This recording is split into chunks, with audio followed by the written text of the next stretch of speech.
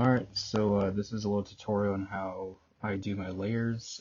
This is just using my most recent piece. So first what we do, or let me just bring it down to the most basic layer here. Whoops. So as you can see, I have a bunch of different groups. I'll get into that. But first I start off with the thumbnail sketch, which is just this guy right here. This is just like a really crude sketch, just to get the idea of cross. Once I do that, I bring the opacity down to like maybe 25%, 23% in this case, and then I do the ink over it, which is right here. I just have it in a separate group, so it's just easier to see. Once the ink is done, I just get rid of that, the thumbnail sketch. And then from there, this is kind of like the most tedious part, I feel, is just kind of figure out what colors you want or what values you want.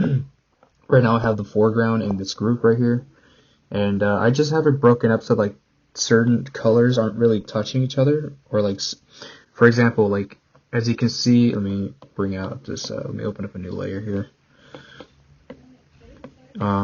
So if you big, yeah, let's use this one. As you can see, this value right here is the same as this value, but it's not the same as this one. It's not the same. It's not the same as this one either. It's slightly off. It looks almost similar. This one is the same value. So what I do is anything that's the same value, I have it just in its own layer.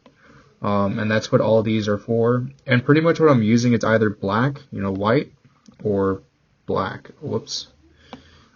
Or black. Where's it here? So that's all I'm doing. And then what I'm doing is just bringing down the opacity to whatever shade I want it to so you can kind of, I'll show you an example here. Let me just clear these. Clear. For example, the foreground right here, this is the entire, let me actually break it all down here. So like you got the entire foreground is one color.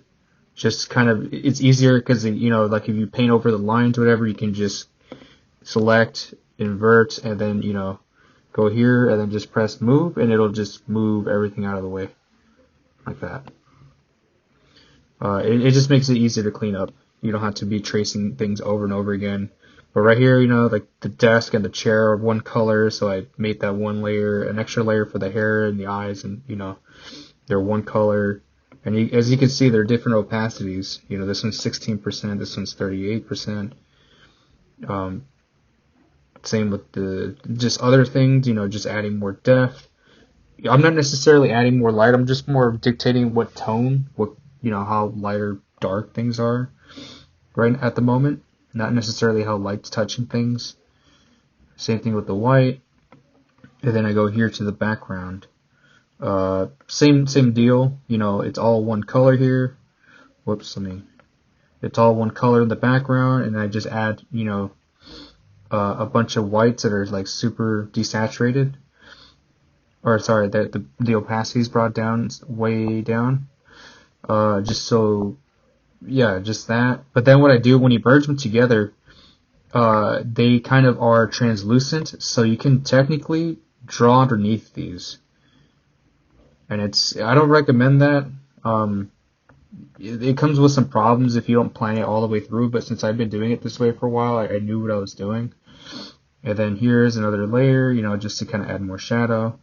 And as you can see, this layer, the shadow layer, is not really touching the character. And the reason why is, I had the layer go on top, and then I just went here to the foreground, this one, select, and then go back to this layer, and then just move it, and I just slid it across the thing just to delete it.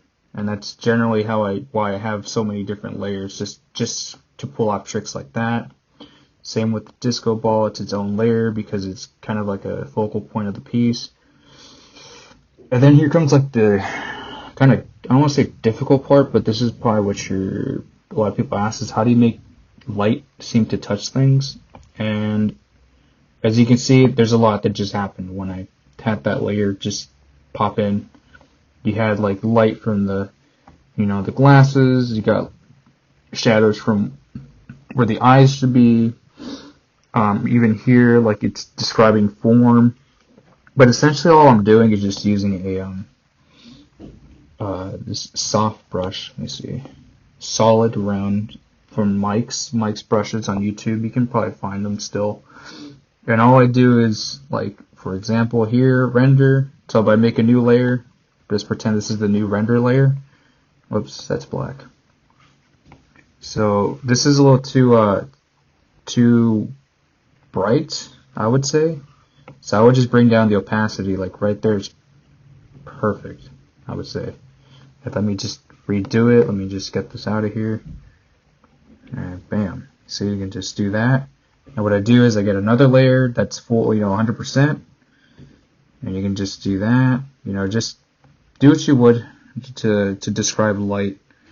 Of course, it's going to look much cleaner. And thankfully I have like that one separate layer here to clean things up. So I can do this, bam. I don't have to go, erase all around, and, it just makes it a pain in the butt.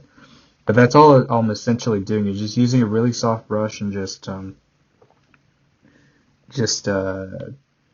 of do it, and then just pretty much rendering is what it's called. And then you just merge these layers together. You might have wanted to adjust it again, and then you move on to the next element. For example, the glasses. Like the glasses. If you ever observe them in real life, they're doing things, really weird things in the light. So you would just do what you can to describe it.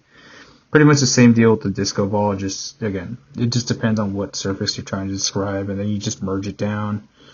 But that's essentially what the render layer is doing here, and that's kind of like, if you don't know what you're doing, it get really overwhelming. And then once I'm done with that, I just have this sparkle layer, which is just a highlight layer essentially, and you'll see it like bam, but just sparkles. It just depends on what kind of look you're going for. But for this one, there's a disco ball here, so I want to have a bunch of extra light sources. Then that's essentially it. And then I just have this right here to crop it out, so it kind of looks tidy when you put it on Instagram, whatever, just so it crops out neatly. And that's pretty much it. If you have any questions, just hit me up. More than welcome to assist. But this is probably the most layers I've had open in a particular piece. Generally, like if I go to another piece, if I go to this piece, for example, let me just get rid of this one. It's pretty, I only have like 4 or 5 layers, to be honest. Like I have like take it back. Okay, so we have like the background here. Okay, let me actually bring it all the way down. So yeah, there's nothing. So we have the background that I drew. I also drew it with the foreground, but that's kind of, I'll get into that later. So I drew the background with the foreground. I actually drew them in 2 separate layers, and then once everything's ready, I just kind of did that whole process I showed you in the previous one. But I just keep on merging down. I don't really hold on to layers, especially with something this rough looking.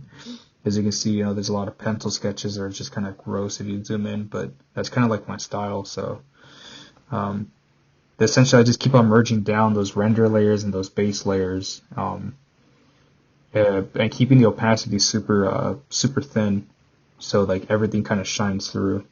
And it kind of gives the line work a different look if you do that, as opposed to doing it underneath the line work.